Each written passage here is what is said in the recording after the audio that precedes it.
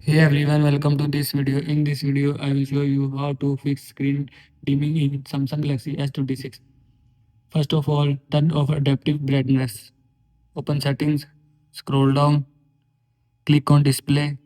Here you will see adaptive brightness. And if you want to turn off adaptive brightness, then turn off this button. After turning off this button, adaptive brightness will be turned off from your phone. Now go back. After that, turn off dark mode. Again, open settings. Again, click on display. Click on dark mode settings. Now turn off this button. After turning off this button, dark mode will be turned off from your phone.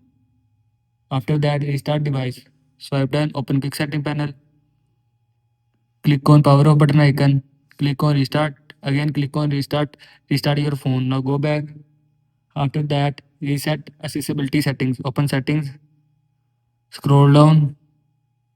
Click on general management. Scroll down. Click on reset.